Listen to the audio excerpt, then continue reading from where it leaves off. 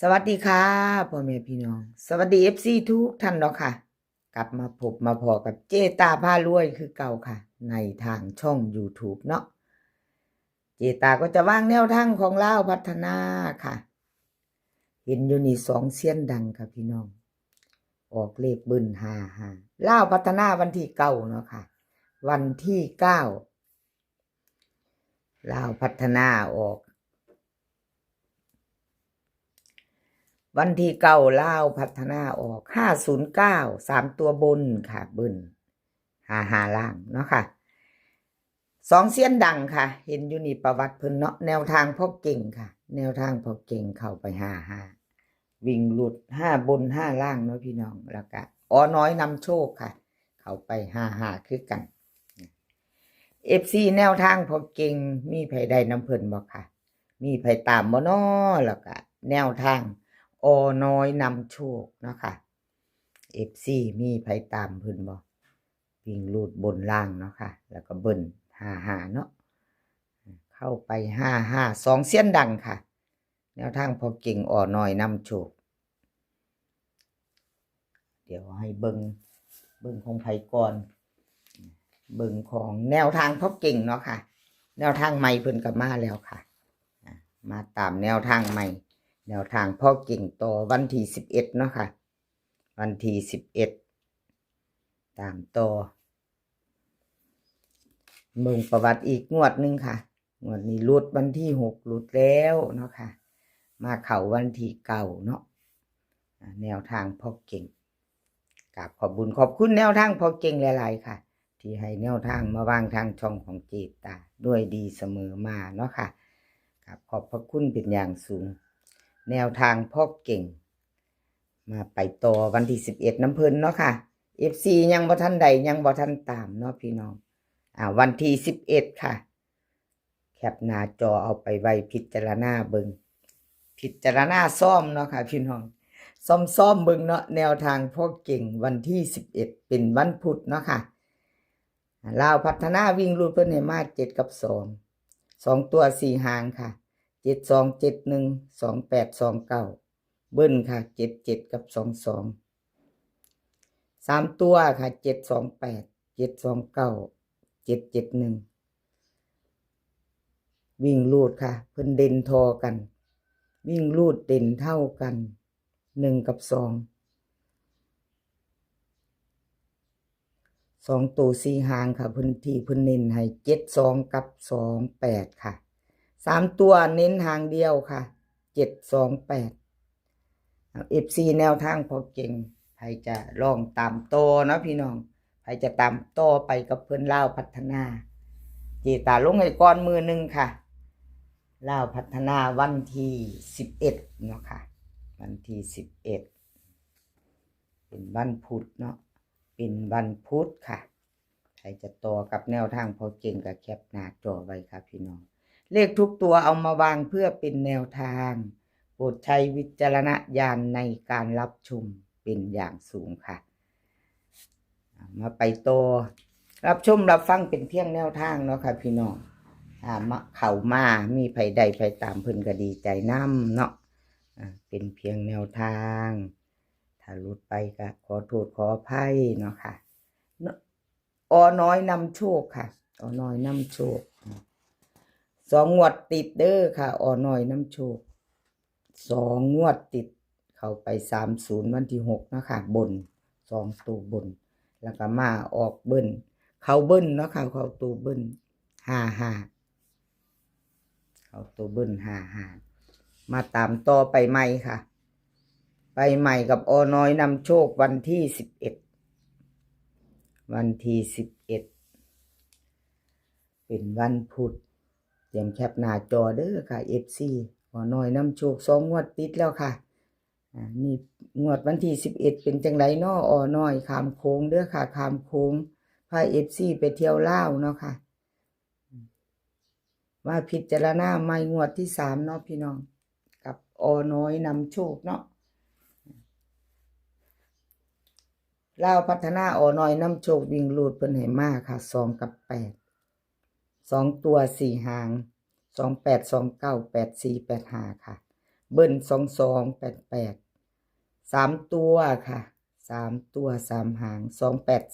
829 228ค่ะวิ่งรูดเพิ่นเด่นทั้ง2ทั้ง8เด้อค่ะวงกลมให้ทั้ง2 ตัว2 หางเพิ่นเน้น28กับ84 3 ตัว284 228ใครจะไปต่อแคปหน้าจอกับเพิ่นค่ะอ้อน้อยนำโชคกับขอบบุญขอบคุณอ้อน้อยนำโชคหลายๆเด้อค่ะที่ให้แนวทางมาวางทางช่องของเจตากับขอบพระคุณเป็นอย่างสูงค่ะอ้อน้อยนำโชคเพิ่นค่ะ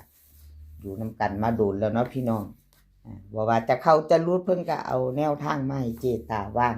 อยู่ด้วยดีเสมอมาเนาะค่ะอ้อน้อยนำโชคแคปหน้าจอแล้วไปโตค่ะแคปหน้าจอแล้วไปโตคลิปนี้3 เซียนดังเด้อค่ะ3 เซียนดังค่ะ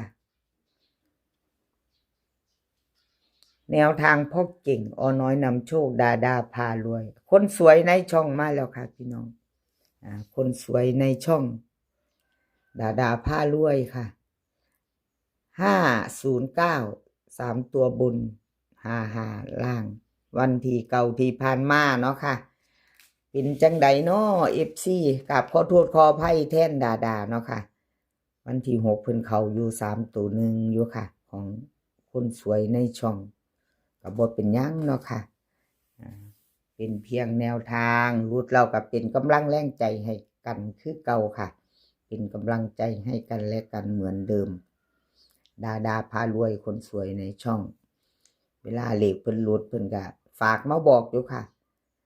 เจตาฝากบอก FC ให้หนูในเด้อว่าซั่นขอโทษขออภัยที่แนวทางบ่เข้าบ่เดินดาฝากมาเนาะค่ะ FC ผู้น่าฮักทั้งหลายเนาะสิมีแต่ผู้เป็นตาฮักเนาะค่ะดาพารวย FC เพิ่นก็หลายค่ะล้นหลามหลายอยู่ค่ะ FC ดาพารวยดาพารวยคนสวยในช่องมาแล้ววันที่11แจ้มือใหม่ค่ะพี่น้องดาคนสวยพาพี่น้องขามฟังโขงไปเที่ยวลาวเด้อวันที่11มาแล้วค่ะแนวทางเพิ่นน้อยๆแข็งๆเน้นๆเจาะๆวิ่งรูดเพิ่นให้มา9กับ0มาแล้ว9009 89880 9889ค่ะ3 ตัว890 4 ตัว9890ค่ะ4 ตัวของดาพารวยเพิ่นก็เคยแตกมาแล้วเด้อค่ะพี่น้องอะไรก็เกิดขึ้นได้เนาะ4 ตัวของดาพารวย3 ตัว4 ตัวจับตามองพิจารณาค่ะไปต่อนำกันใหม่วันที่11กับดาพารวยเนาะวิ่งรูดเพิ่นก็เด่นทั้ง2 ตัวเด้อค่ะดาวงกลมให้ทั้ง2 ตัว0กับ9กับ0เนาะพี่น้องตัวเก่าเมื่อคืนนี้เลขออกวันที่9เลขออก09เนาะอะไรก็เกิดขึ้นได้90เด่น90ค่ะเน้น90วงกลม9098ค่ะแล้วก็เด่น3 ตัวก็หางเดียวเนาะเอาพิจารณาค่ะพี่น้องแจ้มือใหม่ไปต่อกับดาพารวยคนสวยในช่องFC จะตามต่อกับ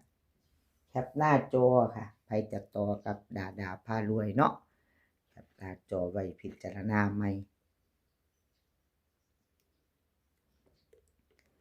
ไปต่อกับวันพุธ20:30นค่ะลาวพัฒนาออก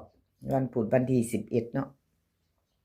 คลิปนี้ขอให้พี่น้องโชคดีกับลาวพัฒนาวันที่11ค่ะให้โชคดีกันทุกคนเอาลืมกับขอบคุญขอบคุณดาพารวยตอนนี้ลืมขอบคุณเพิ่นให้แนวทางมาวางทางช่องโอ้ยเจตาเจ้านี่ เลขเจ้าคือเขาโยเจ้าคือลืมดีตัวพี่น้องอย่าถืออย่าซ่ากับขอโทษขออภัยกับงามๆเนาะถ้าเฮ็ดอีหยังผิดพลาดลงไปเนาะเขียนผิดแน่เว้าผิดแน่เนาะค่ะ งามๆขอโทษขออภัยกับขอบคุญขอบคุณดาดาพารวยคนสวยในช่องหลายๆค่ะ ที่ให้แนวทางมาว่างอยู่ตลอดด้วยดีเสมอมาเนาะค่ะคลิปนี้ขอให้พี่น้องโชคดีกับเล่าวพัฒนากับดาดาพารวยวันที่11เนาะค่ะมื้อนี้ขอให้มีความสุขขอให้สุขภาพร่างกายแข็งแรงกันทุกคนค่ะเดินทางไปไสก็ขอให้ปลอดภัยเดินทางไปขอให้มีโชคกลับมาขอให้มีชัยคลิปหน้าพ้อกันใหม่ค่ะคลิปนี้ก็สวัสดีค่ะ